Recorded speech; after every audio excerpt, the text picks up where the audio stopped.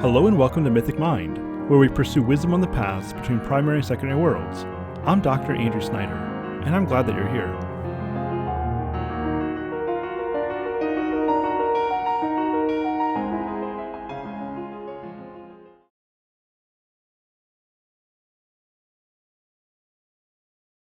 Hey there, and welcome back. Today we're going to be continuing with our Fiction and Philosophy of C.S. Lewis series, which comes from a study that I led in the summer of 2024.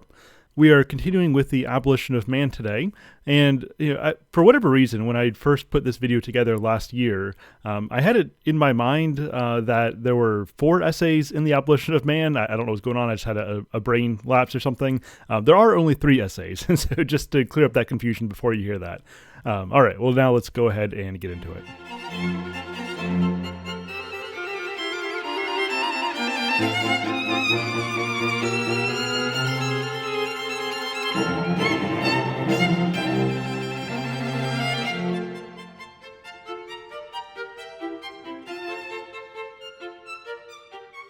Hello and welcome back. I'm going to break up the Abolition of Man over 2 weeks, and so this week we'll be covering the first 2 essays in that book, which is Men Without Chests and The Way, and then next week we'll cover the other 2 essays. Now, Lewis mentions in his preface to That Hideous Strength that the ideas of that story are very much laid out in the Abolition of Man, at least in large part, some of the most significant themes. And so this is a pretty strong companion text, as I've already discussed, and so I think it's worth taking a look at. Now, I know a lot of people have expressed difficulty with the Abolition of Man, having a hard time getting their minds around exactly what's going on. Now, I have the benefit of coming to Lewis, not just from a literary background, but principally coming to Lewis from a philosophical background, right? That's my academic training. That's the world that I work in. And so maybe for that reason, this text has not been too much of a difficult struggle for me. And I'm hoping that I can bridge some of that gap for you if it has been a struggle for you and help you to see what's going on there in that text. And by extension, what's going on in That Hideous Strength, and of course, what's going on in our world as well. And so let's go ahead and take a look at the Abolition of Man. All right, now, of course, I had to feature this cover. It's one of the best book cover arts of all time. Now, yes, this is from an unlicensed version, but nonetheless, it is a version that you can find that you can purchase. It just makes me laugh, but also I think it's just a good job of demonstrating the degradation of humanity into the beastly that we find through the philosophies that we're going to be talking about in this study. Okay, so at the beginning of Men Without Chests, Lewis says, in their second chapter, Gaius and Titus quote the well-known story of Coleridge at the waterfall. You remember that there were 2 tourists present, that one called it sublime and the other pretty, and that Coleridge mentally endorsed the first judgment and rejected the second with disgust. Gaius and Titus comment as follows. When the man said, "This is sublime," he appeared to be making a remark about the waterfall. Actually, he was not making a remark about the waterfall, but a remark about his own feelings. What he was saying was really, I have feelings associated in my mind with the word sublime. Or shortly, I have sublime feelings. Here are a good many deep questions settled in a pretty summary fashion. But the authors are not yet finished. They add, this confusion is continually present in language as we use it. We appear to be saying something very important about something, and actually we are only saying something about our own feelings. Now, this green book that we're told about, written by Gaius and Titus, in reality is The Control of Language, written by Alec King and Martin Catley. And I was able to find that full text online. I don't have the interest or time in digging into that right now. Eventually, I'd like to come around to it to get a even better grasp as to exactly what it is that Lewis is dealing with here. But in short, Gaius and Titus are providing this textbook on English language for students. But as we're going to see here, they're not just providing instruction on language. In their instruction on language, they are ultimately providing a philosophy that's being subtly brought in, Trojan horse style. And maybe Gaius and Titus don't even recognize exactly what it is that they're doing. But really what they're doing here is they are presenting the worldview of scientism or of analytic philosophy, of naturalism. And this philosophy was very powerful, especially in Lewis's day, and we definitely see it in our own day as well. This is the idea that the only real knowledge that we can have, the only, perhaps even the only meaningful language we can have, deals with empirical realities, realities that we can scientifically investigate. In fact, one of Lewis's contemporaries, in fact, even taught at the same college for a time with Lewis, and they even had a debate with each other, A.J. Ayer. A.J. Ayer falls into this school of thought. He said that language is only meaningful if it can be empirically verified. And so this is called verificationism. And whenever we talk about things that can't be empirically verified, such as statements of value, he says at that point, we're not actually using real language. We are essentially just emoting in the same way as if we were just kind of grunting with delight or with anger. And so statements about the value of something only actually reveals something about your personal sentiments. You're never actually talking about the world as it exists, because that comes outside the realm of empirical scientific knowledge. Therefore, it's not actually knowledge at all. And we see how this philosophy infiltrated the humanities to the point where it's just being embedded in the way we're talking about the way that language works. And so if somebody were to say that the waterfall is sublime, our Gaius and Titus are going to say that, no, the waterfall is not sublime. All you're saying is you have sublime feelings when you are experiencing or when you are looking at the waterfall.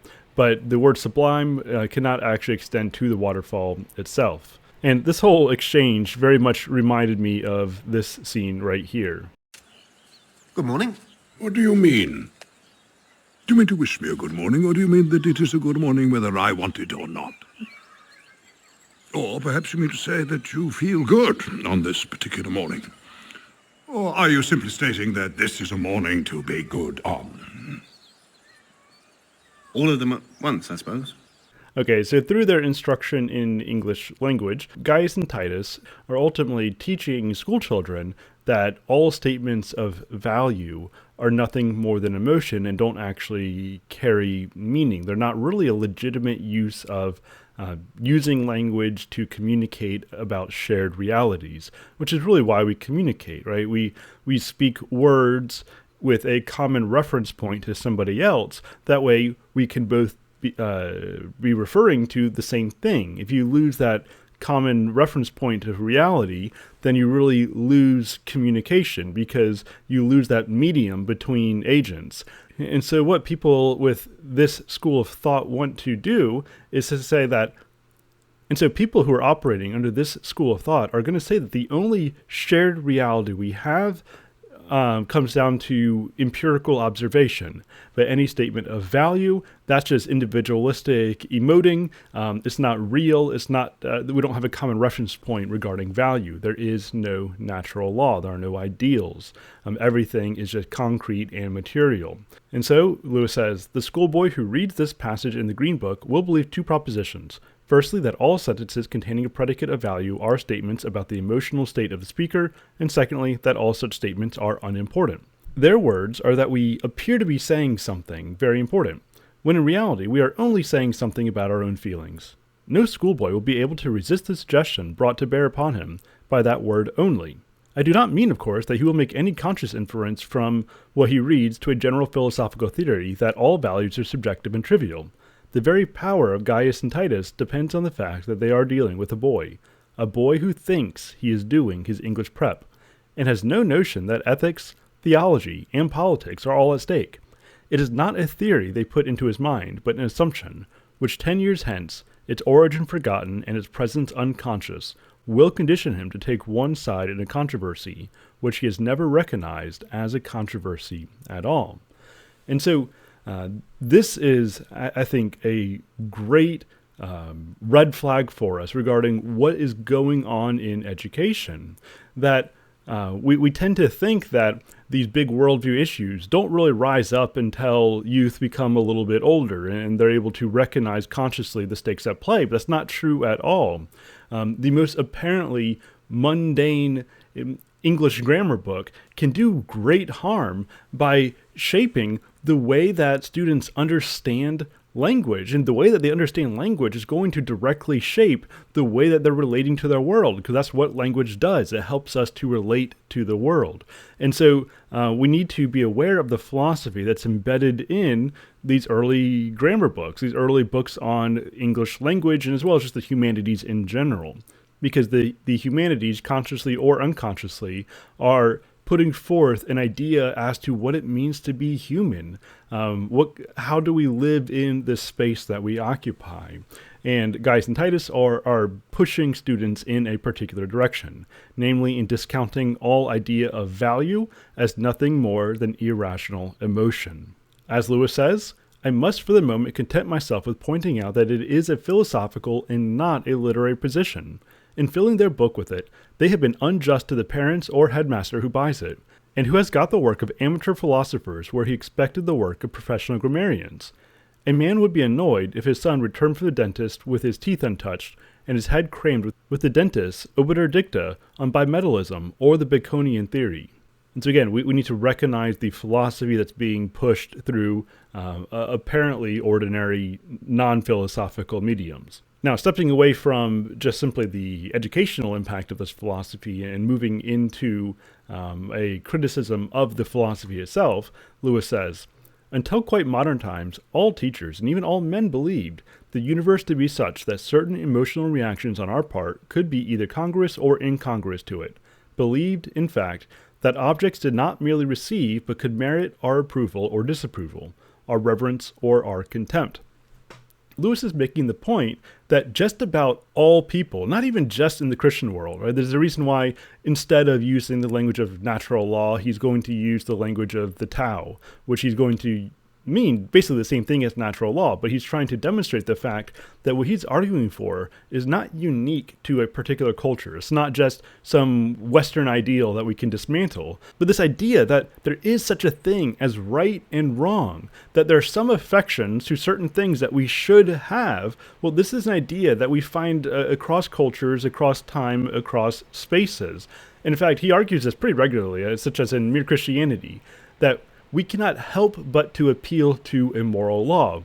It doesn't matter how much someone might claim to be a relativist. You can push that to certain limits where they're going to say that some things are right and some things are wrong.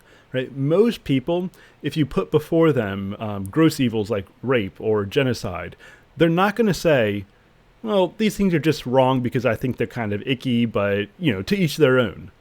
No, most people are going to say that these kinds of obvious, heinous evils are just that. They're evil. Or even if they're afraid of using that language, they'll say they're wrong, and they'll say that they should be stopped, that rapists should be punished because they violated some kind of moral law. Even if in another context, that same person might say there is no moral law. They don't really believe that. Or the fact that so many people bring up tolerance as the chief virtue, and they'll say that you can believe whatever you want to, as long as you're not pushing your beliefs on other people. But the problem is, they're then appealing to a law that stands between us, that we shouldn't push our beliefs onto other people. And of course, that means by extent, they are pushing their beliefs onto us. And so despite the fact that they might be wrapped up in all kinds of inconsistencies, they can't help but to recognize that there is a moral law. Even if we disagree as to the application of the moral law and what things are justified and not justified within the moral law, we cannot help but to appeal to the fact that there is indeed a moral law that stands between us and judges us when one of us wrongs the other person. Otherwise, we could not meaningfully talk about wronging another person. And so what Gaius and Titus are doing they're not just criticizing a particular philosophy. They're criticizing the very experience of what it means to be human. Because to be human is to be in touch with the moral law, with the natural law, with the Tao. As he goes on, St. Augustine defines virtue as ordo amoris, the ordinate condition of the affections in which every object is accorded that kind of degree of love which is appropriate to it. Aristotle says that the aim of education is to make the pupil like and dislike what he ought. When the age of reflective thought comes, the pupil who has been thus trained in ordinate affections, or just sentiments, will easily find the first principles in ethics. But to the corrupt man, they will never be visible at all, and he can make no progress in that science. Plato before him had said the same. The little human animal will not at first have the right responses. It must be trained to feel pleasure. liking, disgust, and hatred at those things which really are pleasant, likable, disgusting, and hateful. And so the path to wisdom is not just thinking the right things, but it's cultivating the right affections. So that way you love the things that are lovely, and you hate the things that are wicked, the things that are corrupting. You hate evil, you hate sin, you hate vice. I may have talked about this before, but you go back to the classical understanding of beauty, and you see these two competing forces of true beauty, which pulls the affections, or which pulls the mind, it pulls the heart, pulls the soul up toward that which is true and good and life-giving.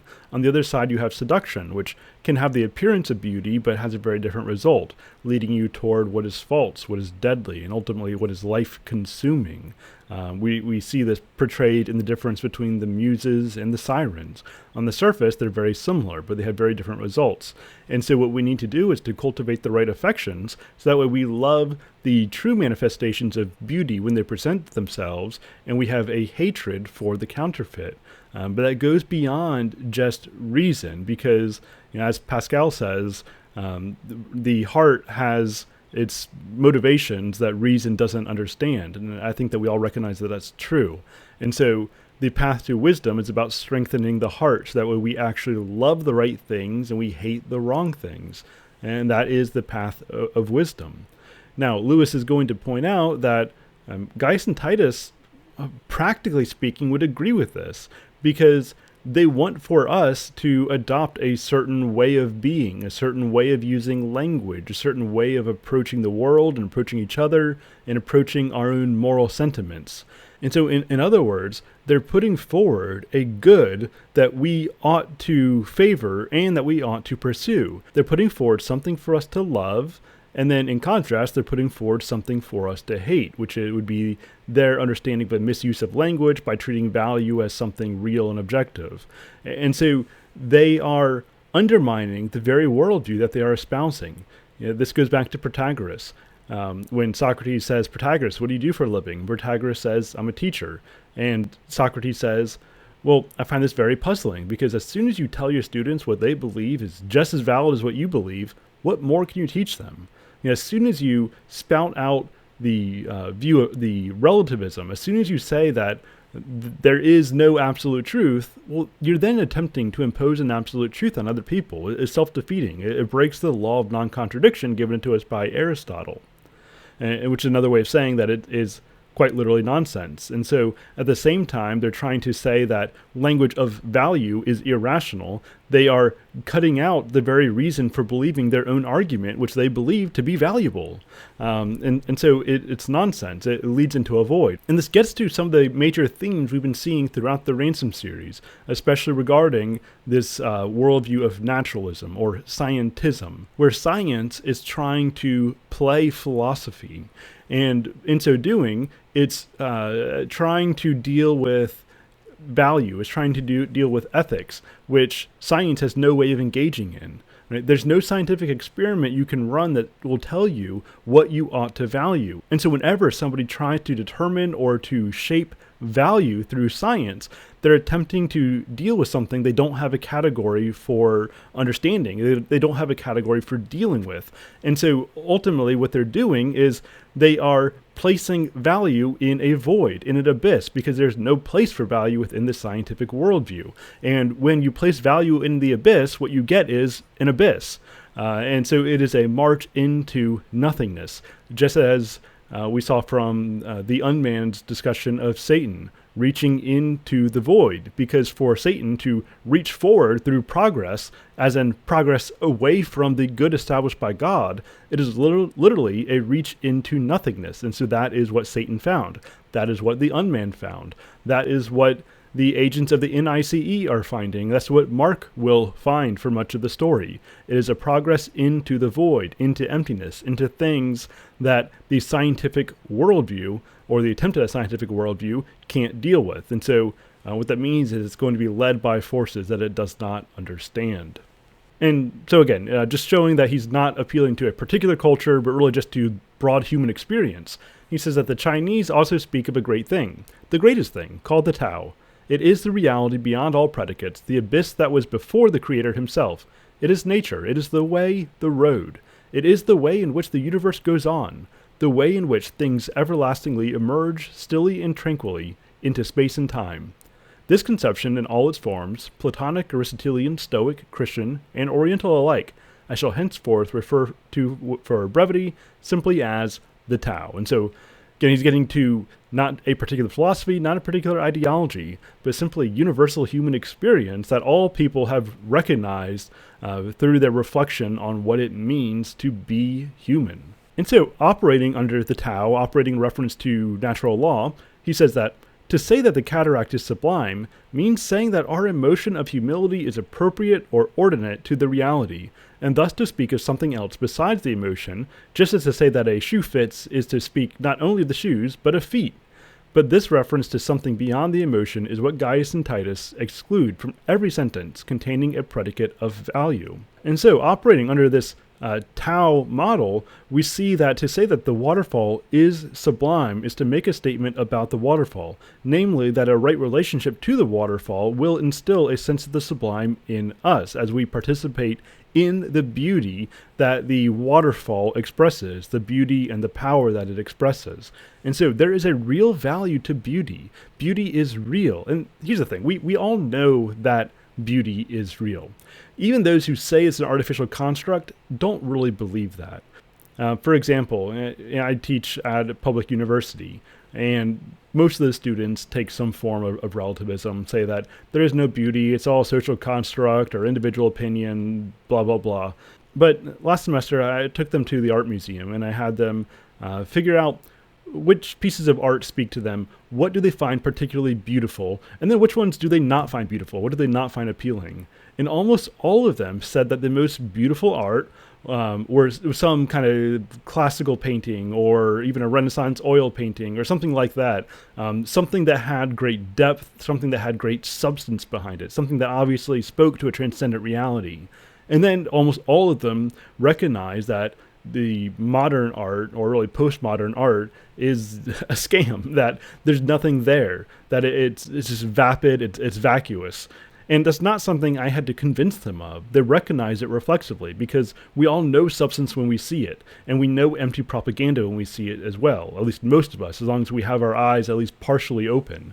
And so we know that beauty is not entirely subjective. If somebody watches a glorious sunrise and comes out saying it was boring, well, then that actually reveals that there's something wrong in them. Just as Lewis says in The Abolition of Man, that he doesn't particularly like being around kids, but he recognizes that that's a fault in him, that there's something wrong in him because he doesn't have the preference that he should for valuing children, for valuing being with children. And so when Lewis says that, okay, the waterfall should instill within us a certain feeling when we are rightly related to the waterfall and everything that it contains, what he's saying is that there is this universal realm of values that we all inescapably are related to, and we know that we are related to it if we are willing to be at all self-conscious of our experience in the world.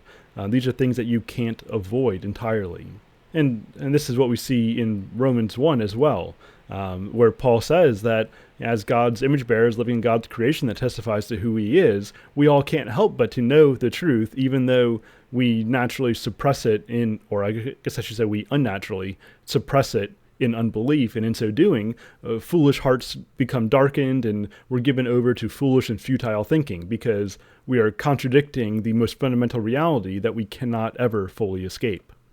And because we're not able to recognize value as a legitimate point of reference for our language, we can't even meaningfully talk about what we should be as humans. We can't really talk about what human nature is. We can't meaningfully talk about the idea of progress, because progress has this idea of moving from what is less valuable to what is more valuable, from what is worse to what is better. But if we aren't able to talk meaningfully about values, if value isn't real beyond our emotional sentiment, then we have no realm to talk about progress. We can't even talk about why we should use the right kind of language, why we should value the kind of language that Gaius and Titus are giving to us. So again, this is a philosophy that cuts itself off at the feet. And the idea of education itself doesn't really make sense with this philosophy. Just like when Divine says that the NICE is aiming to make it a more efficient man, despite the fact that they reject ideals. And so the question remains, what mans can be more efficient at doing what, at being what? And that's something that they simply can't answer, which again leads us into progress into the void. And thus, Lewis goes on. Hence, the educational problem is wholly different according as you stand within or without the Tao. For those within, the task is to train in the pupil those responses which are in themselves appropriate, whether anyone is making them or not, and in making which the very nature of man consists. Those without, if they are logical, must regard all sentiments as equally non-rational, as mere myths between us and the real objects.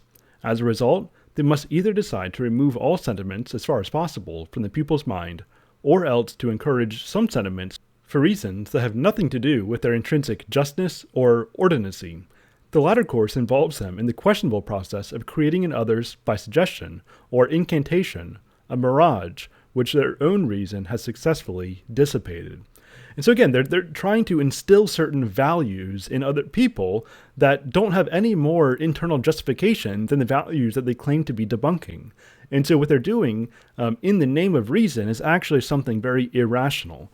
They're simply uttering forth what they want to see manifested in the world with no clear root in nature, no clear root in reason. And so this is why he says that ultimately what they're doing is a questionable process of creating in others by suggestion or incantation a mirage which their own reason has successfully dissipated. And so this brings them into the realm of magic. And we've already seen this in Screwtape. Lewis talks about this more in The Abolition of Man.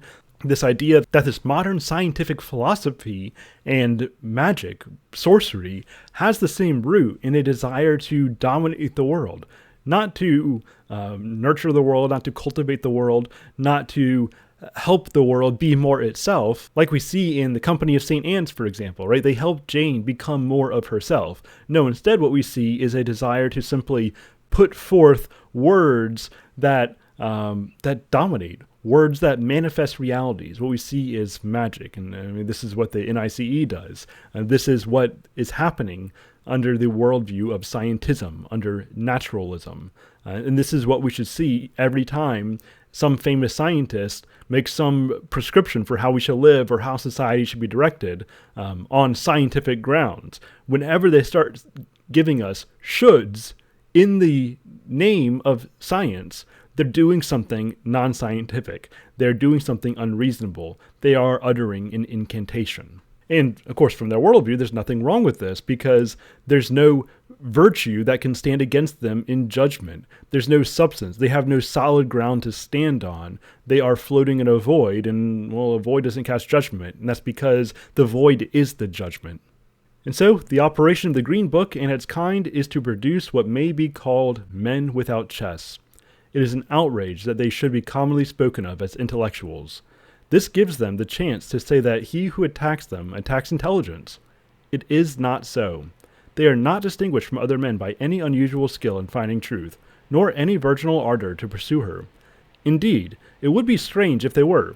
A persevering devotion to truth, a nice sense of intellectual honor, cannot be long maintained without the aid of a sentiment which Gaius and Titus could debunk as easily as any other. It is not excess of thought, but defect of fertile and generous emotion that marks them out. Their heads are no bigger than the ordinary. It is the atrophy of the chest beneath that makes them seem so. And all the time, such is the tragicomedy of our situation, we continue to clamor for those very qualities we are rendering impossible. You can hardly open a periodical without coming across the statement that what our civilization needs is more drive, or dynamism, or self-sacrifice, or creativity. Side note, this makes me think of Screwtape when he says that Wormtongue shouldn't make his patient think that materialism is true, right? He shouldn't teach him any kind of doctrine, even the wrong doctrine.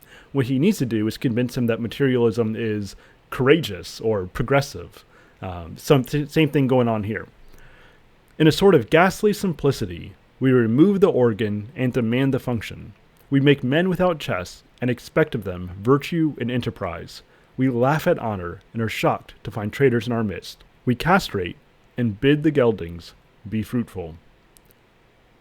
And that is, I think, a powerful way to end this section. It's a powerful rebuke to this community that pushes progress on us, that pushes justice, that pushes the importance of man and of community and whatever else, while at the same time destroying any reason to pursue any of these things. And so we get reason without the root, which is not reason at all. We get ultimately a descent into hell while it is being dressed up in a pursuit of heaven on earth. All right, next we have the way. And at least as far as a high-level presentation goes, we're dealing with some of the same themes here, and so this is going to go fairly quickly. Now, Lewis says that the practical result of education in the spirit of the Green Book must be the destruction of the society which accepts it. And so he continues to point out the fact that this way of thinking uproots the very foundation of thinking that it requires.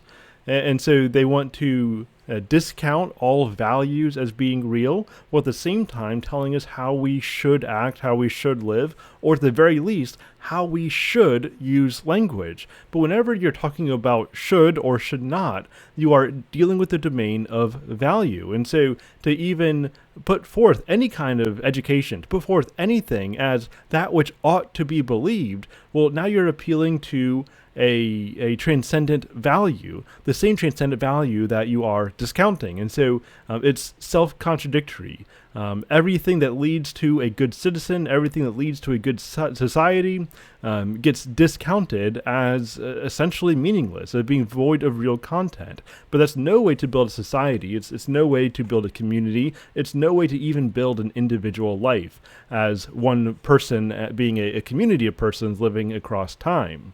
And so this is just a way of living that ultimately is a movement into the void.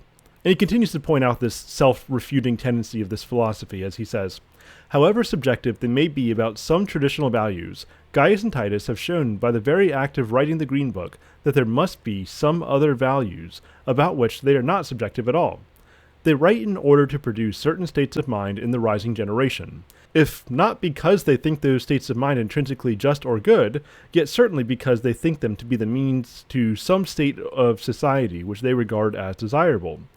They could be forced by argument to answer the question. Necessary for what? Progressing towards what? Affecting what? And remember, this is the question I raised when Divine says that he's trying to make a more efficient man. And the question is, efficient for what? Lewis continues. In the last resort, they would have to admit that some state of affairs was in their opinion good for its own sake. And this time they could not maintain that good simply described their own emotion about it. For the whole purpose of their book is so to condition the young reader that he will share their approval, and this would be either a fool's or a villain's undertaking, unless they held their approval was in some way valid or correct. And so you can't at the same time undermine value and then say that your philosophy is that which ought to be believed, because in so doing, you are putting forth some kind of value, something that you believe people should believe. And so this kind of radical subjectivity, this kind of radical relativism, it is dead upon arrival. It is, as Chesterton says in Orthodoxy, reason without root, which is how you get madness. And so these people who are using the language of reason, right? They set themselves up as intellectuals, as rationalists. Well, actually what they're doing is very unrational, or irrational rather, because they are destroying the very foundations of reason, because reason demands that we appeal to the reality of value, because to say that we should act, we should think in a certain way, we should believe a certain set of doctrines, well, whenever we make those kinds of claims, we're saying that some things are intrinsically more valuable than others, which means value is real. And in the end, where this philosophy leads is brutality, to compulsion. It's going to rely on the state. And think about how the NICE is this governmental agency that's trying to use the power of the state in order to enact its progressive philosophy on the populace. Because that's the only thing it can do, because it doesn't have goodness on its side. It doesn't have virtue on its side. All it has is power. And so it's no wonder that Lewis is using this philosophy as the driving force of his dystopian speculations. He's demonstrating the natural outworking of the ideas that have a pretty mainstream platform in our world today. This idea that there is no real value, that the only things that really exist and can be meaningfully discussed are material, empirical realities, and that everything metaphysical is off the table as a legitimate reference point for language. And so this just falls apart altogether, because without metaphysics, all of our communication falls apart as we seek to tell others what ought to be believed, right? Otherwise, we wouldn't actually be using language unless we have that presupposition in play. And so as soon as you destroy metaphysics, you really destroy language altogether. And more on this, Lewis says, in actual fact, Gaius and Titus will be found to hold with complete uncritical dogmatism the whole system of values which happened to be in vogue among moderately educated young men of the professional classes during the period between the two wars. Their skepticism about values is on the surface. It is for use on other people's values. About the values current in their own set, they are not nearly skeptical enough. And so the Gaius and Titus crowd are very likely going to say that those who hold to a traditional understanding of values as embedded in reality and understood through reason, which would be most people across time and space, as Lewis has already demonstrated, from ancient China to Greece to Rome and beyond, we've all recognized that there is something like human nature, that there are better and worse ways to live, and that the better that we live, the more free we are. Well, Gaius and Titus are going to look to that and say that, okay, this whole idea of the good is just sort of socially constructed, and it's really meaningless when you get down to the actual content of language. But really what they're doing, as we've already seen, is they're simply protecting their particular set of values without criticism, without any kind of skepticism. And then they are saying that they're trying to make man free by undermining all of the values, all of the idea of genuine progress that would actually allow men to be free. Because if Gaius and Titus are correct, and we can't meaningfully talk about value, then we can't even talk about the value of freedom. And this is when you get to Screwtape, especially in Screwtape Proposes a Toast, when he wants to encourage talk of democracy, but at the same time, he wants to empty the word democracy of any kind of meaning. He wants to empty it of any kind of reasonable understanding of freedom, any kind of reasonable understanding of equality. And what he wants us to do is empty these of any kind of legitimate values and just make them sounding points, so that the progressive democratic philosophy just sounds courageous. It sounds emboldening. It's stunning and brave, as we might say today. But what we never want to worry about are actual discussions about what is true and what is false. All we want to know is what is courageous, what is progressive, what is moving us forward. And we could certainly hear some of Weston in this. All right, moving on. A great many of those who debunk traditional, as they would say, sentimental values, have in the background values of their own which they believe to be immune from the debunking process. They claim to be cutting away the parasitic growth of emotion, religious sanction, and inherited taboos in order that real or basic values may emerge. And again, same thing. They are putting forth a certain set of values while trying to debunk value as such. And so really, in the end, what they have here is a set of values that can't be analyzed, that can't be assessed, and that they're trying to propagate through compulsion while gaslighting everyone else into thinking that they're not doing something metaphysical. And at this point, I'm really just repeating a lot of these same ideas. And so I'm going to end with, I think, is a pretty significant couple of passages here from The Way, in which Lewis is taking the mindset, taking the perspective of his opponents.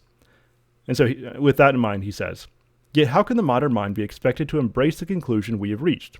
This Tao which, it seems, we must treat as an absolute is simply a phenomenon like any other, the reflection upon the minds of our ancestors of the agricultural rhythm in which they lived, or even their physiology. We know already in principle how such things are produced. Soon we shall know in detail. Eventually we shall be able to produce them at will. Of course, while we did not know how minds were made, we accepted this mental furniture as a datum, even as a master. But many things in nature, which were once our masters, have become our servants. Why not this? Why must our conquest of nature stop short, in stupid reverence, before this final and toughest bit of nature, which has hitherto been called the conscience of man?" And we see a lot of this kind of thinking alive today as we move into increased integration of AI, cybernetics, Neuralink, and all that. I mean, obviously, some good can come out of these efforts, but we have to recognize the forces that are at play here. What exactly is it that we are trying to do? Are we trying to become more enchanted? Are we trying to help man more fully reach his form? Are we trying to bring out of nature that which was always there, or are we trying to take charge of nature? Does progress simply equal what comes next? And if that's the case, then we are setting ourselves up for a hellscape when we talk about what progress means without any kind of telos, without any kind of formal goal in mind. And then finally, and this should really hit home as we consider what we've already seen from That Hideous Strength, as well as Weston and this whole approach of scientism and progressivism and that sort of thing. He says, "You threaten us with some obscure disaster if we step outside it," that is the Tao and the natural law. "But we have been threatened in that way by obscurantists at every step in our advance, and each time the threat has proved false. You say we shall have no values at all if we step outside the Tao. Very well. We shall probably find that we can get on quite comfortably without them. Let us regard all ideas of what we ought to do simply as an interesting psychological survival. Let us step right out of all that and start doing what we like. Let us decide for ourselves what man is to be and make him into that, not on any ground of imagined value, but because we want him to be such. Having mastered our environment, let us now master ourselves and choose our own destiny." And reading that should send shivers down your spine, because as he is going to go on to say in this book, really what this comes down to is not the freedom of all men. What it comes down to is a select few men who happen to have power, who are able to exert their ideas of what they want to be on the masses. This is the movement toward fascism. This is the movement toward tyranny of some kind or another, as you have certain people on the top who are simply deciding what values they are going to compel on the world around them. And ultimately, this has to come down to compulsion, because by its own philosophy, it can't use reason to appeal to value as to how we should live, how we should act. All we have is the people who have the power to decide for themselves what they want man to be, and by extent what they don't want man to be. And so they're going to use the forces at their disposal in order to compel influence on those around them.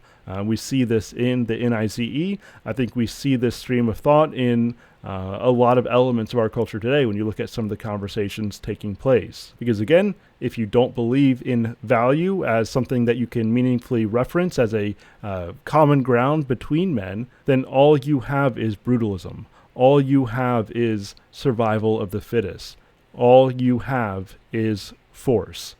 And as we've already seen through Mark, it is this kind of courageous progressivism that can lead nice men to do very bad things.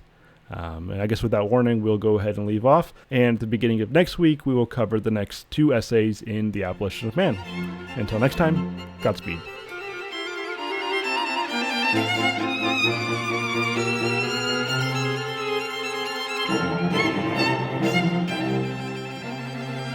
All right, thank you for listening or watching if you're over on YouTube.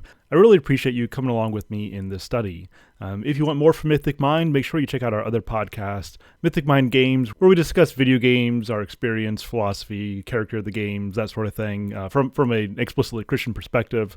And then also we have Mythic Mind Movies and Shows, where we do that sort of thing with movies and shows. And right now we're on a Star Wars series over there. Or if you want all of Mythic Mind content delivered into a single feed, early and ad-free, then head over to patreon.com/mythicmind. Click that link in the show notes. Become a patron at any level to get that special podcast feed. And of course, higher levels of support will come with more benefits. For example, get an annual Tier 3 membership, and you'll also get access to all of my courses that begin within that yearly term. And next month, in October, we do have the Elder Scrolls and Philosophy coming up. So you can either go to the Patreon shop and enroll in just that one course, or become an annual Tier 3 patron to get that, the Silmarillion in the early 2026, and the Psychology of Soren Kierkegaard sometime in the spring. So if that interests you, patreon.com/mythicmind. But before we go, I would like to thank all my patrons, and by name, all Tier 3 patrons and higher.